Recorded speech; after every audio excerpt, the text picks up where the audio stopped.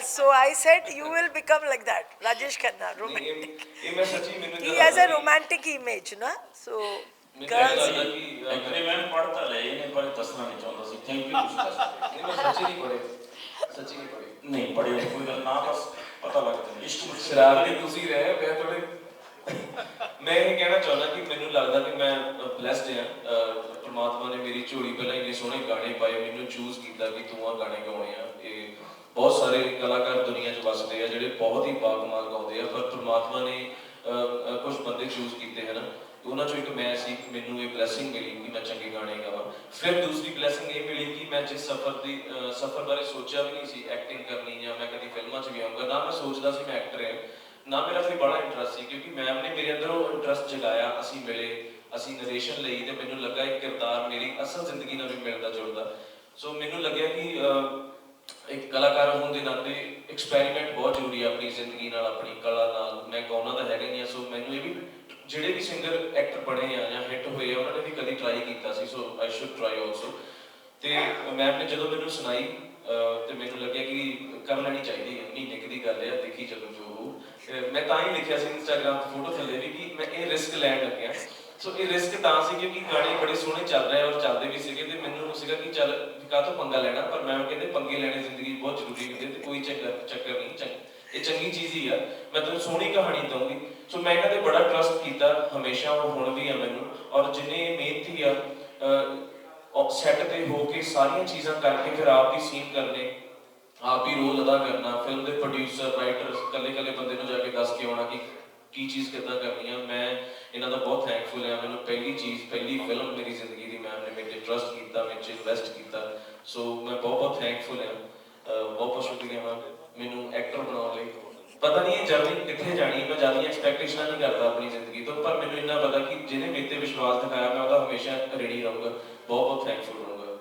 Thank you ਮੈਂ ਬਹੁਤ ਪਿਆਰ ਨਾਲ ਇੱਕ ਅਲੱਗ ਜਿਹਾ ਕਨਸੈਪਟ ਲੈ ਕੇ ਆਈ ਹਾਂ ਮੈਂ ਪਹਿਲਾਂ ਵੀ 90s ਵਿੱਚ 6 ਫਿਲਮਾਂ ਕੁਰਬਾਨੀ ਜੱਟ ਦੀ ਮਹਿੰਦੀ ਸ਼ਗਨਾਂ ਦੀ ਸਰਦਾਰੀ ਪ੍ਰਤਿਗਿਆ ਮੇਰੀ ਲਾਸਟ ਫਿਲਮ ਮੁਕੱਦਰ 2000 ਆਈ ਥਿੰਕ ਇੱਕ ਵਿੱਚ ਲੱਗੀ ਸੀ ਤੇ ਹੁਣ ਮੈਂ ਪਹਿਲੀ ਵਾਰ ਇੱਕ light entertainment comedy family comedy film ਬਣਾ ਕੇ ਲੈ ਕੇ ਆਈ ਹਾਂ ਜਿਹਦੇ ਵਿੱਚ 3 ਜਨਰੇਸ਼ਨਸ ਲਈ ਖੁਸ਼ ਹੈ ਯੂਥ ਲਈ ਯੂਥ ਆਪਣੇ ਆਪ ਨੂੰ ਇਸ ਫਿਲਮ ਨਾਲ ਰਿਲੇਟ ਕਰ ਸਕਦੇ ਆ ਜਿਵੇਂ ਤੁਸੀਂ ਦੇਖੋਗੇ ਪੁਨੀਤ ਇਸਰ ਦਾਦਾ ਜੀ ਨੇ ਗੁੱਗੂ ਗਿੱਲ ਫਾਦਰ ਨੇ ਔਰ ਇੱਕ बहुत अच्छी एंसेम्बल ऑफ कास्ट हैगी सारे बड़े अच्छे मजे हुए कलाकार ने जिन्होंने अपने अपने रोल्स बहुत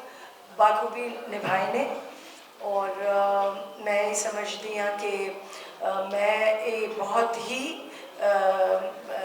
पसंद तुसी कह सकते हो गायक जिन्होंने बहुत लाइक करते हैं यूथ पंजाब की ਇਹਨਾਂ ਨੂੰ ਚੁਣਿਆ ਹੈ ਇਸ ਰੋਲ ਲਈ ਫਿਲਮ ਦੇ ਹੀਰੋ ਨੇ ਐਂਡ ਮੈਂ ਸਮਝਦੀ ਹਾਂ ਕਿ ਅਖਿਲ ਨਾਲ ਜਿਹੜੀ ਜਨਰੇਸ਼ਨ ਹੈ ਇਹ ਇਹਨਾਂ ਦੀ ਉਮਰ ਦੀ ਉਹ ਜ਼ਰੂਰ ਰਿਲੇਟ ਕਰੇਗੀ ਔਰ ਬਹੁਤ ਖੁਸ਼ ਹੋਏਗੀ ਮੈਨੂੰ ਉਹੀ ਦੱਸਿਆ ਸਾਡਾ ਗਾਣਾ ਉੱਥੇ ਰਿਲੀਜ਼ ਹੋਇਆ ਸੀ ਪੰਜਾਬੀ ਯੂਨੀਵਰਸਿਟੀ 'ਚ ਗੁਲਾਬ ਤੇ ਉੱਥੇ ਵੀ ਬਹੁਤ ਇਹਨਾਂ ਨੂੰ ਉਹ ਮਿਲੀ people enjoyed and ਉਹਦੇ ਬਾਅਦ LPU ਜਦ ਦੂਜਾ ਗਾਣਾ ਰਿਲੀਜ਼ ਕੀਤਾ ਮੁੰਦਰੀ ਤੇ ਫਰਸਟ ਫਰੇਮ ਤੋਂ ਹੀ ਬੱਚੇ ਕਲੈਪ ਕਰਨ ਲੱਗੇ ਤੇ ਸਾਨੂੰ ਗਾਣਾ ਵੀ ਨਹੀਂ ਸੁਣਾਈ ਦੇ ਰਿਹਾ ਸੀ ਇੰਨੀ ਕਲੈਪਿੰਗ ਹੋਈ ਸੀ ਅਕੋਰਡਿੰਗ ਟੂ ਫਿਲਮ ਮੇਕਰ ਮੈਨੂੰ ਇਹ ਲੱਗਿਆ ਕਿ ਅਖਿਲ ਦੀ ਜਿਹੜੀ ਹੈ ਉਹ ਬਹੁਤ ਅੱਛੀ ਫੈਨ ਫੋਲੋਇੰਗ ਹੈ ਤੇ ਮੈਂ ਉਮੀਦ ਕਰਦੀ ਹਾਂ ਕਿ ਲੋਕਾਂ ਨੂੰ ਇਹ ਫਿਲਮ ਬਹੁਤ ਚੰਗੀ ਲੱਗੇਗੀ ਰੂਬੀਨਾ ਨੇ बहुत ही अच्छा एक डिफरेंट आई डोंट नो मैं पूरी सारी फिल्म रूबीना दी नहीं देखी है बट मैं एक दो देखी she is a brilliant actress मेरी फिल्म विच इन्हों का काम वेखन लायक है इन्होंने बहुत सोहना परफॉर्मेंस दिता है और बहुत ही सोहने लगे हैं बाकी सारे प्रकाश गादू जी नूं तुसी एक यू नो डिफरेंट रोल च देखोगे करमजीत अनमोल जी हुण आने वाले ने उन्हों का हरियाणवी कैरेक्टर है और निर्मल ऋषि जी भी ਜਿਵੇਂ ਸੱਸ ਕੁੱਟਣੀ ਟਾਈਪ ਦੀ ਰੋਲਸ ਕਰਦੇ ਨੇ, ਇਸ ਫਿਲਮ ਵਿੱਚ ਇੱਕ ਮਾਂ ਦਾ ਰੋਲ ਕਰ ਰਹੇ ਨੇ ਔਰ ਬਹੁਤ ਹੀ ਇਮੋਸ਼ਨਲ, ਤੁਹਾਨੂੰ ਰੁਲਾ ਦੇਣਗੇ। ਬਹੁਤ ਅੱਛਾ ਪਰਫਾਰਮੈਂਸ ਹੈ ਉਹਨਾਂ ਦਾ ਵੀ। ਹਰਬੀ ਸੰਘਾ ਦਾ ਅਸੀਂ ਇੱਕ ਕੈਰੈਕਟਰ ਨਇਆ ਇੰਟਰੋਡਿਊਸ ਕੀਤਾ, ਬਿਕੋਜ਼ ਪੰਜਾਬ 'ਚ ਨਾ ਤੁਸੀਂ ਇੱਟ ਚੁੱਕੋ ਸਿੰਗਰ ਹੁੰਦੇ ਆ, ਇੰਨੇ ਸਿੰਗਰ ਇੱਥੇ ਆਉਂਦੇ ਆ ਅਤੇ ਹੁੰਦੇ ਆ ਮਤਲਬ। ਅਤੇ ਹਰਬੀ ਦਾ ਮੈਂ ਕੈਰੈਕਟਰ ਇਹ ਰੱਖਿਆ ਜਿਹੜਾ ਸਿੰਗਰ ਮਤਲਬ ਬਣਨਾ ਚਾਹੁੰਦਾ ਸੀ, ਉਹ ਸਿੰਗਰ ਨਹੀਂ ਬਣ ਸਕਾ ਅਤੇ ਉਹ ਗੁੱਗੂ ਗਿੱਲ ਦਾ ਮੈਨ ਫਰਾਈਡੇ ਕੁੱਕ ਕੰਪੈਨੀਅਨ ਬਣ ਗਿਆ। ਅਤੇ ਉਹ ਗੁੱਗੂ ਦੇ ਮੂਡ ਨਾਲ ਨਾ ਕੋਈ ਗਾਣਾ ਗਾਉਂਦਾ ਹੈ ਹਮੇਸ਼ਾ, ਜਿਵੇਂ ਗੁੱਗੂ ਜੀ ਦਾ ਮੂਡ ਹੁੰਦਾ ਉਹ ਉਸ ਮੂਡ 'ਤੇ ਕੋਈ ਗਾਣਾ ਛੇੜ ਦਿੰਦਾ। That also has looked very good in the film. And Ronnie ji, Tarsem ਜੀ, ਮਤਲਬ ਚਾਹੇ ਇਹ ਸਮਾਲ ਕਿਰਦਾਰ 'ਚ ਨੇ ਬਟ ਆਪਣੀ ਛਵੀ ਮਤਲਬ ਆਪਣੀ ਛਾਪ ਛੱਡ ਗਏ ਨੇ। ਬਹੁਤ ਅੱਛਾ ਪਰਫਾਰਮੈਂਸ ਹੈ ਮੈਡਮ ਬੰਗੂ ਜੀ, ਸਾਰਿਆਂ ਦਾ ਮੈਂ ਸਮਝਦੀ ਹਾਂ। Dialogue writer, music director, lyric writers, ਸਾਰਿਆਂ ਨੇ ਅੱਛਾ ਕੰਮ ਕੀਤਾ।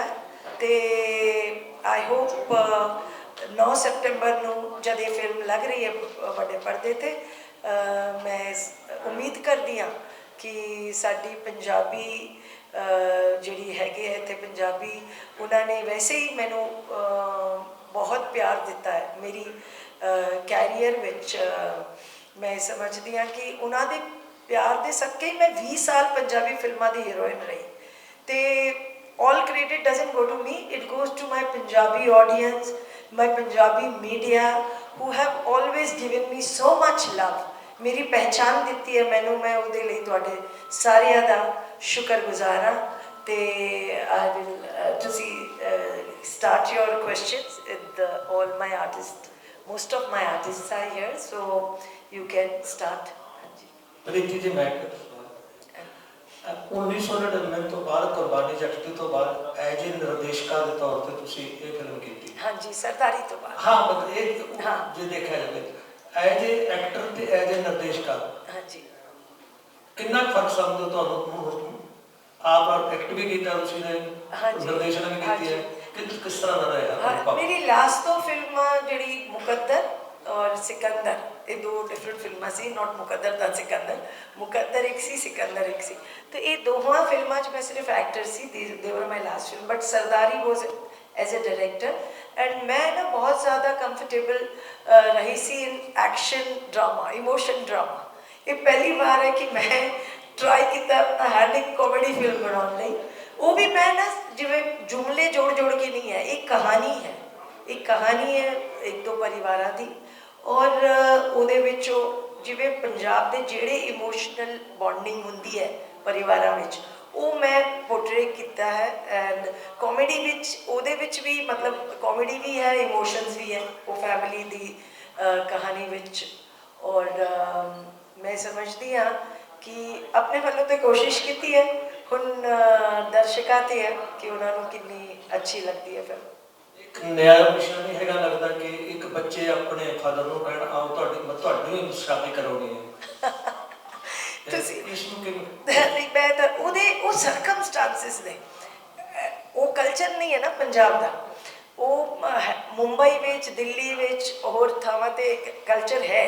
ਪੰਜਾਬ ਵੀ ਆ ਰਿਹਾ। ਮੇਰੇ ਕੁਝ ਫਰੈਂਡਸ ਨੇ ਆਈ ਨੋ ਜਿਨ੍ਹਾਂ ਨੇ ਮਤਲਬ ਇਸ ਉਮਰ 'ਚ ਨਾ ਜਸਟ ਬਿਕੋਜ਼ ਬੱਚਿਆਂ ਦਾ ਵਿਆਹ ਹੋ ਗਿਆ, ਉਹ ਚਲੇ ਗਏ ਓਵਰਸੀਜ਼, ਉਹ ਇਕੱਲੇ ਰਹਿ ਗਏ ਅਤੇ ਬੱਚਿਆਂ ਨੇ ਆਪ ਨਾ ਆਪਣੀ ਮਦਰ ਦਾ ਮਤਲਬ ਵਿਆਹ ਕਰਵਾਤਾ just for companionship, somebody to take care of her. ਇਹ ਮਤਲਬ ਇਹ relation at this age is not of any what you call falling in love or something. This is just having somebody to care for you, somebody as a companion, not to live alone. ਇਹ ਹੁਣ ਤੁਸੀਂ film ਦੇਖ ਕੇ ਦੇਖਣਾ ਕਿ ਉਹ ਮੰਨੇ ਕਿ ਨਹੀਂ ਮੰਨੇ।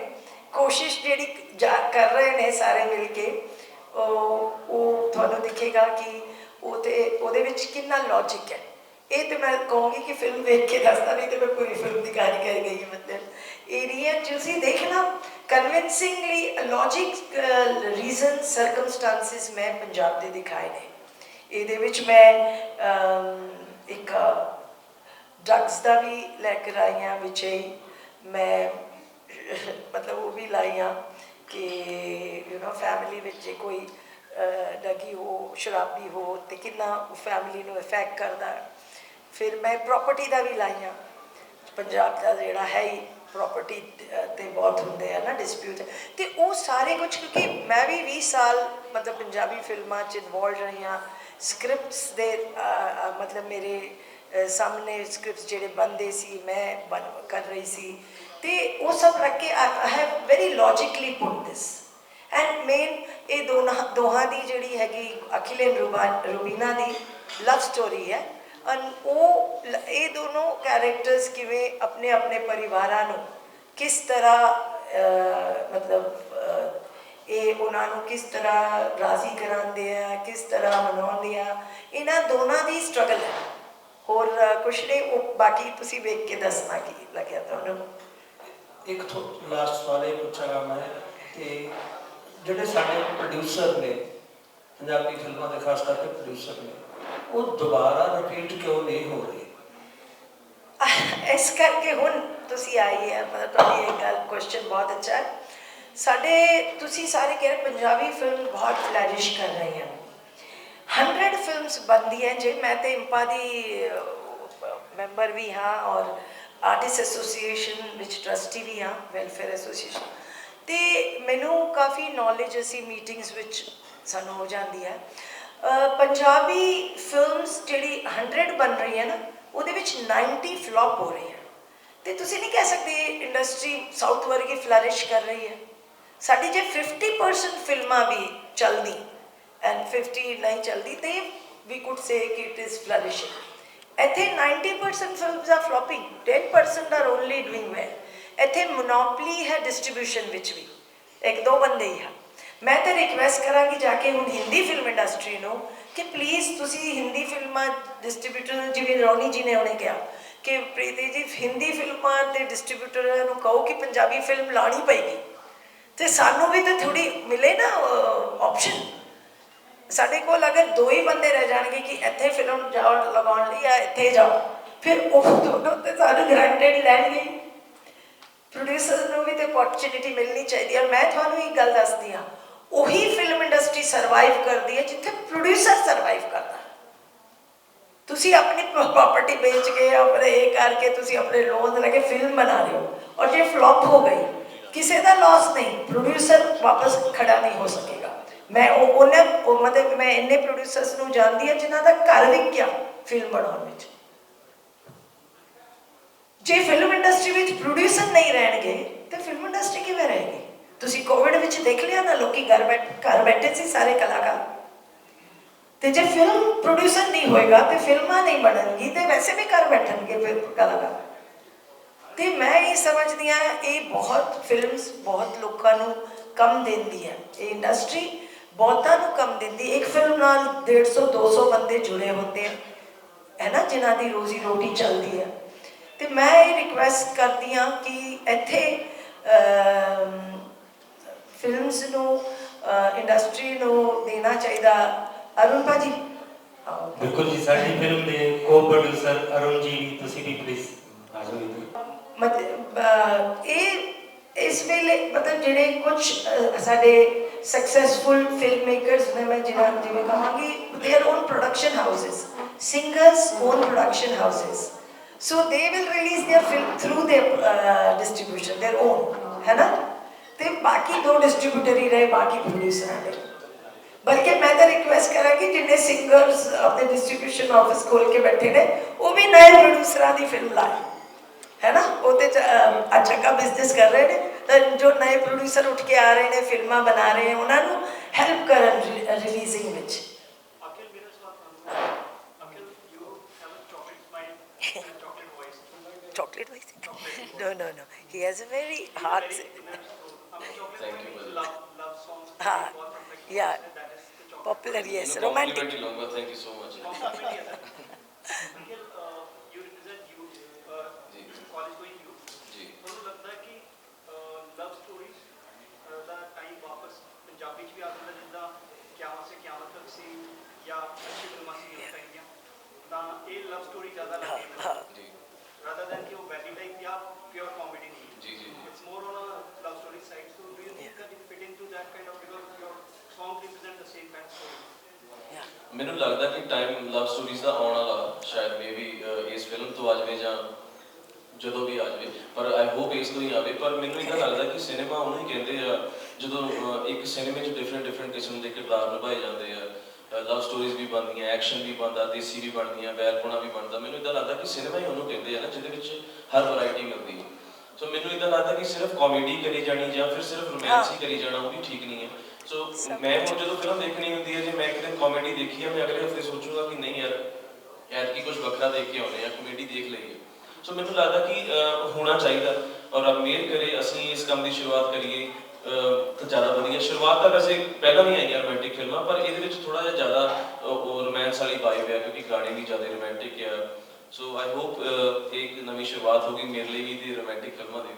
ਤੁਹਾਡੇ ਫੈਨਸ ਦਾ ਜਿਹੜਾ ਗਾਣਾ ਸੀ ਉਹਦੀ ਉਮੀਦ ਕੀ ਹੈ? ਤੁਸੀਂ ਦੱਸੋ ਕਿਹੜਾ ਸੁਣਨਾ? ਗੁਲਾਬ।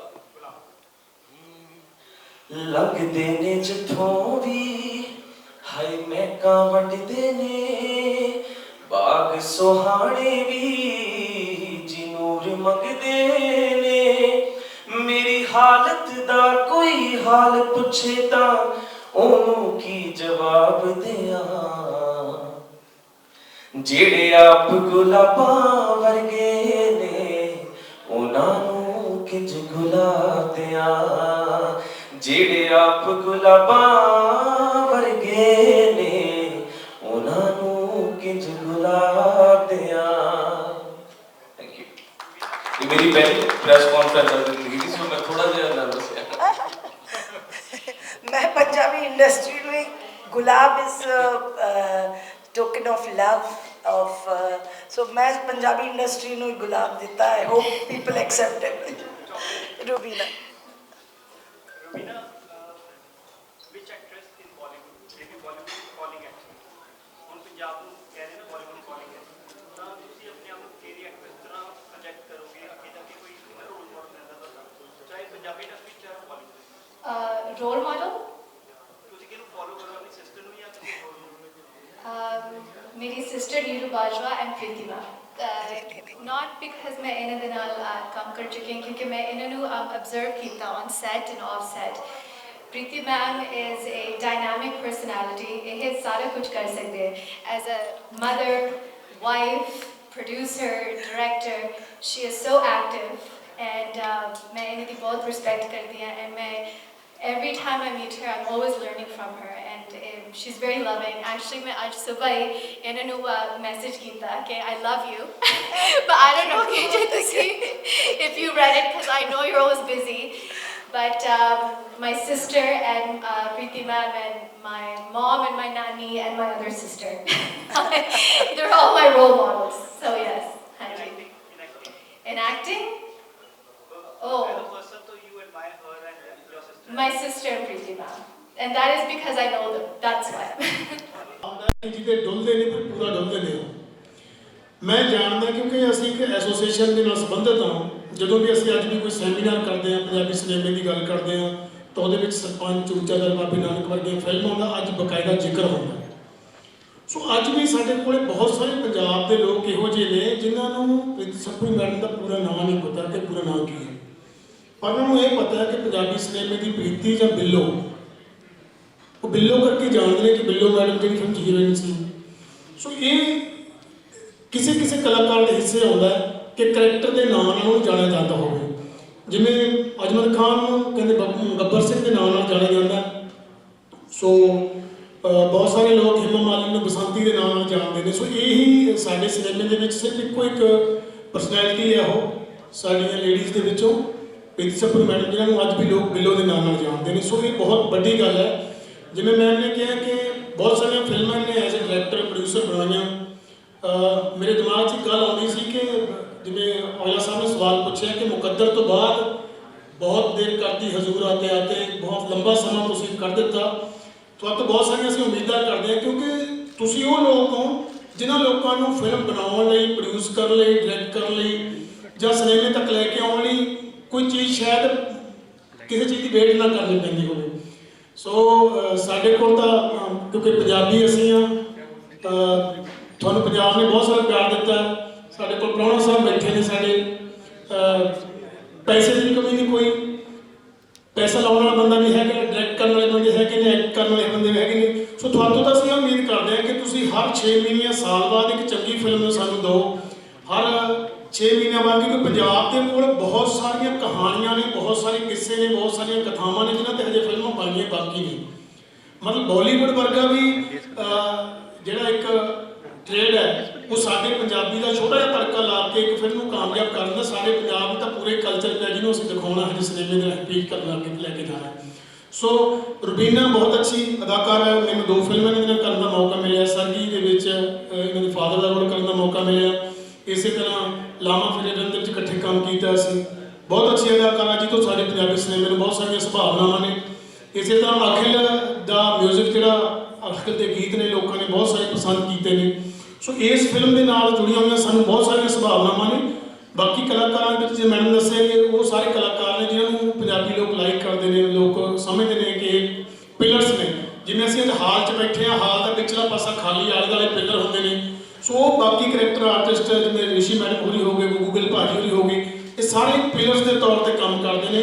ਮੇਰੇ 2 ਸਾਥੀ ਪਰਲੇ ਪਾਸੇ ਬੈਠੇ ਪ੍ਰਕਾਸ਼ ਗਾਧੂ ਤੇ ਤਰਸੇਮ ਪਾਲ, ਇਹ ਉਹ ਆਰਟਿਸਟ ਨੇ ਜਿਨ੍ਹਾਂ ਨੇ ਪੰਜਾਬੀ ਸਿਨੇਮੇ ਨੂੰ ਨੈਸ਼ਨਲ ਅਵਾਰਡ ਫਿਲਮਾਂ ਦਿੱਤੀਆਂ। ਉਹਨਾਂ ਦੇ ਨਾਲ ਜੁੜੇ ਹੋਏ ਲੋਕ ਨੇ ਇਹ ਕਿ ਇਹਨਾਂ ਦੀ ਫਿਲਮਾਂ ਨੂੰ ਨੈਸ਼ਨਲ ਅਵਾਰਡ ਮਿਲੀ। ਸੋ ਅੱਜ ਜਿਹੜਾ ਸਮਾਂ ਹੈ ਉਹ ਇੱਕ ਕੰਟੈਂਟ ਪ੍ਰਧਾਨ ਸਮਾਂ ਹੈ। ਅੱਜ ਕੰਟੈਂਟ ਬੇਸਡ ਫਿਲਮਾਂ ਬਣਦੀਆਂ ਨੇ।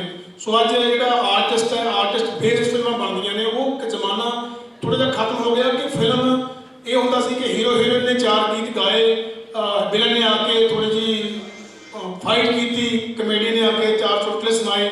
ਉਹ ਇੱਕ ਫਾਰਮੂਲਾ ਫਿਲਮ ਸੀ। ਸੋ ਅੱਜ ਸਮਾਂ ਬਦਲਿਆ ਕਿ ਫਾਰਮੂਲੇ ਫਿਲਮ ਦੇ ਵਿੱਚੋਂ ਨਿਕਲ ਕੇ ਅੱਜ ਕੰਟੈਂਟ ਬੇਸਡ ਫਿਲਮ ਬਣਨ ਲੱਗੀਆਂ ਕਿ ਇੱਕ ਕਹਾਣੀ ਦੇ ਉੱਤੇ ਫਿਲਮ ਬਣਦੀ ਹੈ। ਸਾਡਾ ਜਿਹੜਾ ਹੀਰੋ ਹੈ ਉਹ ਕਹਾਣੀ ਦਾ ਇੱਕ ਪਾਤਰ ਸਮਝਿਆ ਜਾਂਦਾ, ਸਾਡੀ ਹੀਰੋਇਨ ਹੈ ਜਿਹੜੀ ਉਹ ਕਹਾਣੀ ਦਾ ਪਾਤਰ ਸਮਝਿਆ ਜਾਂਦੀ ਹੈ। ਸੋ ਸਿਨੇਮੇ ਦੇ ਵਿੱਚ ਬਹੁਤ ਸਾਰੀਆਂ ਹਜੇ ਘਾਟਾਂ ਹੋ ਸਕਦੀਆਂ ਨੇ ਕਿਉਂਕਿ ਇਹ ਸਿਨੇਮਾ ਹਜੇ ਗਰੋ ਕਰ ਰਿਹਾ ਹੈ। ਜਦੋਂ ਕੋਈ ਚੀਜ਼ ਗਰੋ ਕਰ ਰਹੀ ਹੋਵੇ ਉਦੋਂ ਕੁਆਲਿਟੀ ਬਾਅਦ 'ਚ ਆਉਂਦੀ ਹੈ, ਕੁਆਂਟਿਟੀ ਪਹਿਲਾਂ ਆ ਜਾਂਦੀ ਹੈ। ਸੋ ਅੱਜ ਕੁਆਂਟਿਟੀ ਵਿੱਚ ਸਾਡਾ ਜ਼ੋਰ ਲੱਗਿਆ ਹੋਇਆ ਸੀ, ਪਰ ਮੈਂ ਸਮਝਦਾ ਜਿਹੜਾ ਆਹ ਸਾਲ ਨਿਕਲਿਆ ਇਹਦੇ ਵਿੱਚ ਸਾਡੇ ਕੋਲ ਬਹੁਤ ਸ਼ਾਨਦਾਰ ਫਿਲਮਾਂ ਬਣਨੀਆਂ ਸ਼ੁਰੂ ਹੋਈਆਂ। ਬਹੁਤ ਕੁਝ ਚੰਗੀਆਂ ਫਿਲਮਾਂ ਆਈਆਂ ਵੀ, ਕਈ ਵਾਰ ਉਹ ਸਮੇਂ ਦੀ ਭੇਟ ਵੀ ਚੜ੍ਹਦੀਆਂ ਨੇ। ਪਰ ਹੁਣ ਅਸੀਂ ਕੁਆਲਿਟੀ ਦੇ ਸਿਨੇਮੇ ਵੱਲ ਨੂੰ ਵਧ ਰਹੇ ਹਾਂ। ਆਉਣ ਵਾਲੇ ਸਾਲ ਇਹ ਹੋਣਗੇ ਸਾਡੇ ਕੋਲ ਅੱਛੀ ਕੁਆਲਿਟੀ ਦਾ ਸਿਨੇਮਾ ਜਿਹੜਾ ਬਣ ਕੇ ਸਾਹਮਣੇ ਆਊਗਾ। ਦੂਜੀ ਗੱਲ ਇਹ ਹੈ ਕਿ ਸਾਡੇ ਸਿਨੇਮੇ ਕੋਲ ਸੰਭਾਵਨਾਵਾਂ ਦੂਜੀ ਜ਼ੁਬਾਨ ਨਾਲੋਂ ਬਹੁਤ ਜ਼ਿਆਦਾ ਨੇ। ਪੰਜਾਬੀ ਸਿਨੇਮੇ ਦੇ ਵਿੱਚ ਬਹੁਤ ਵੱਡੀਆਂ ਸੰਭਾਵਨਾਵਾਂ ਨੇ। ਇਸ ਕਰਕੇ ਕਿ ਪੰਜਾਬੀ ਅਦਰ ਕੰਟਰੀਜ਼ ਦੇ ਵਿੱਚ ਮਾਈਗ੍ਰੇਟ ਹੋਏ, ਜਿਹੜੇ ਮਾਈਗ੍ਰੇਟ ਹੋਏ ਉਹਨਾਂ ਦੇ ਬੱਚੇ ਉੱਥੇ ਜੰਮੇ ਪਲੇ ਦੂਜੀਆਂ ਕੰਟਰੀਆਂ ਦੇ ਵਿੱਚ ਜਾ ਕੇ ਅੱਜ ਸਾਡੇ ਸਿਨੇਮਾ ਉੱਥੇ ਪਹੁੰਚੇ। ਸਾਡੀਆਂ ਪੰਜਾਬੀ ਫਿਲਮਾਂ ਲਗਭਗ 60 ਕੰਟਰੀ ਦੇ ਵਿੱਚ ਰਿਲੀਜ਼ ਹੁੰਦੀਆਂ ਨੇ। ਸੋ ਇੰਨੀਆਂ ਵੱਡੀਆਂ ਇੱਕ ਛੋਟੀ ਜ਼ੁਬਾਨ ਜਿਹੜੇ 2% ਲੋਕ ਨੇ, ਉਹਨਾਂ ਦੀ ਜਿਹੜੀ ਫਿਲਮ ਹੈ, ਉਹਨਾਂ ਦਾ ਕਲਚਰ, ਉਹਨਾਂ ਦੀ ਬੋਲੀ ਹੈ, ਇਹਨੇ ਮੁਲਕਾਂ ਦੇ ਵਿੱਚ ਰਿਲੀਜ਼ ਹੋਣੀ ਆਪਣੇ ਆਪ ਵੱਡੀ ਗੱਲ ਹੈ। ਸੋ ਇਸ ਕਰਕੇ ਸਾਡੇ ਕੋਲ ਸੰਭਾਵਨਾਵਾਂ ਵੱਡੀਆਂ ਨੇ। ਅਸੀਂ ਵੱਡੀਆਂ ਸੰਭਾਵਨਾਵਾਂ ਦੇ ਨਾਲ ਸਿਨੇਮੇ ਵੱਲ ਵਧ ਰਹੇ ਹਾਂ। ਸੋ ਜੀ ਆਇਆਂ ਨੂੰ ਆਖਦੇ ਹਾਂ, ਵੈਲਕਮ ਕਰਦੇ ਹਾਂ ਮੈਡਮ ਦਾ ਇਸ ਫਿਲਮ ਦੇ ਲਈ। ਸੋ ਉਮੀਦ ਕਰਦੇ ਹਾਂ ਕਿ ਤੁਸੀਂ ਲਗਾਤਾਰ ਇਸ ਸਿਨੇਮੇ ਨਾਲ ਦੁਬਾਰਾ ਜੁੜੇ ਰਹੋਗੇ ਕਿਉਂਕਿ ਪੰਜਾਬੀਆਂ ਨੇ, ਮੈਂ ਇਸ ਗੱਲ ਨੂੰ ਬਹੁਤ ਚੰਗੀ ਤਰ੍ਹਾਂ ਜਾਣਦਾ, ਜਿੰਨਾ ਮਾਣ ਤੁਹਾਨੂੰ ਦਿੱਤਾ ਅੱਜ ਤੱਕ ਕਿਸੇ ਹੋਰ ਹੀਰੋਇਨ ਨੂੰ ਮੈਂ ਨਹੀਂ ਦੇਖਿਆ ਕਿ ਆਪਣੀ ਜ਼ਿੰਦਗੀ ਵਿੱਚ ਇੰਨਾ ਮਾਣ ਮਿਲਿਆ। ਬਹੁਤ ਮਿਹਰਬਾਨੀ। ਮੈਨੂੰ ਇਹ ਤਾਂ ਪਤਾ ਨਹੀਂ ਕਮੇਡੀ ਕੀ ਹੁੰਦੀ ਹੈ, ਪਰ ਮੈਂ ਆਪਣੀ ਲਾਈਫ ਦਾ ਜਦੋਂ ਵੀ ਮੈਂ ਜੰਮਿਆ ਮੈਂ ਸਭ ਤੋਂ ਸ਼ਰਾਰਤੀ ਮੁੰਡਾ ਸੀ ਪਿੰਡ ਦਾ। ਸਕੂਲ ਦਾ ਸਭ ਤੋਂ ਵੱਡੀਆਂ ਸ਼ਰਾਰਤਾਂ। ਕਾਲਜ ਗਿਆ ਬਿੰਦਰਾ ਕਾਲ ਫਰੀਦਕੋਟ ਸਪੋਰਟਸ ਵਿੱਚ ਵਾਲੀਬਾਲ ਦਾ ਮੈਂ ਨੈਸ਼ਨਲ ਖੇਡਿਆ, ਇੰਟਰਸਟ ਖੇਡਿਆ। ਬਹੁਤ ਵੱਡੀਆਂ ਸ਼ਰਾਰਤਾਂ ਅਤੇ ਮੈਂ ਸ਼ਰਾਰਤਾਂ ਕਰਦੇ ਮੇਰੇ ਤੁਹਾਨੂੰ ਹਾਸਾ ਨਜ਼ਰ ਆਉਂਦਾ ਹੋਊਗਾ। ਮੈਂ ਕਮੇਡੀ ਐਕਟਰ ਬਣਿਆ ਅਤੇ ਕਮੇਡੀ ਐਕਟਰ ਦੇ ਵਿੱਚੋਂ ਜਿਵੇਂ ਮੈਮ ਨੇ ਕਿਹਾ ਮੈਂ ਮਾਂ ਫਿਲਮ ਕੀਤੀ, ਹਰਜੀਤਾ ਨੈਸ਼ਨਲ ਅਵਾਰਡ ਮੇਰੇ ਕੋਲ ਕੀਤਾ ਉਹਨੇ ਦੱਸਿਆ, ਰੱਬ ਦਾ ਰੇਡੀ 2 ਨੈਸ਼ਨਲ ਅਵਾਰਡ ਲੈ ਕੇ। ਮੈਂ ਤੁਹਾਨੂੰ ਪਿੱਛੇ ਲੈ ਕੇ ਜਾਵਾਂ ਤਾਂ ਮੈਂ ਬਿੰਦਰਾ ਕਾਲ ਫਰੀਦਕੋਟ ਸੀਗਾ ਸ਼ਾਰਟ, ਤੇ ਤੁਹਾਨੂੰ ਦੱਸਦਾ ਉੱਥੇ ਅੜੀਕਾਂ ਸੌਂਦੀਆਂ ਫਿਲਮ ਬਣਨੀ ਸੀ ਤਾਂ ਉਹਨਾਂ ਦਾ ਕੋਈ ਵੀ ਪਤਾ ਨਹੀਂ ਆਇਆ। ਉਹ ਕਹਿੰਦੇ ਜੀ ਬਿੰਦਰਾ ਕਾਲ ਤੋਂ ਫਰੀਦਕੋਟ ਤੋਂ ਗਾਦੂ ਨੂੰ ਲਿਆਓ ਫੜ ਕੇ, ਨਿੱਕੇ ਨੇ ਮੇਰਾ ਗਾਦੂ, ਪ੍ਰਕਾਸ਼ ਮੇਰਾ ਨਾਮ, ਗਾਦੂ ਮੇਰੀ ਮਾਂ ਨੇ ਨਾਂ ਰੱਖਿਆ। ਕਹਿੰਦੇ ਗਾਦੂ ਨੂੰ ਲਿਆਓ ਫੜ ਕੇ ਕਿਉਂਕਿ ਮੈਂ ਪੰਜਾਬ ਦਾ ਟੌਪਰ ਸੀ ਸਟਰੋਂਗਸ ਦਾ ਮੋਨਰ ਕਹਿੰਦਾ। ਤਾਂ ਮੈਂ ਰੋਲ ਕੀਤਾ ਤਾਂ ਰਜਿੰਦਰ ਸਿੰਘ ਕਹਿੰਦਾ ਇੱਥੇ ਸਾਰਾ ਐਡਰੈਸ ਲਿਖ ਦੇ, ਮੈਂ ਤੈਨੂੰ ਬਹੁਤ ਵੱਡਾ ਰੋਲ ਦੇਵਾਂ। ਫਿਰ ਮਿਲੇ ਮੈਨੂੰ ਮਣੀ ਦਾ ਸੀਗਾ ਰਾਜ ਬੱਬਰ, ਦੀਪਤੀ ਨੂੰ, ਪ੍ਰਿਕਸ਼ਾ ਸਾਹਨੀ, ਉਹ ਵੱਡੇ ਸਟਾਰਾਂ ਨਾਲ ਮੈਨੂੰ ਫਰੀਦਾਬਾਦ ਰੋਲ ਕਰਨ ਦਾ ਮੌਕਾ ਮਿਲਿਆ। ਨੈਸ਼ਨਲ ਅਵਾਰਡ ਫਿਲਮ ਮਿਲੀ।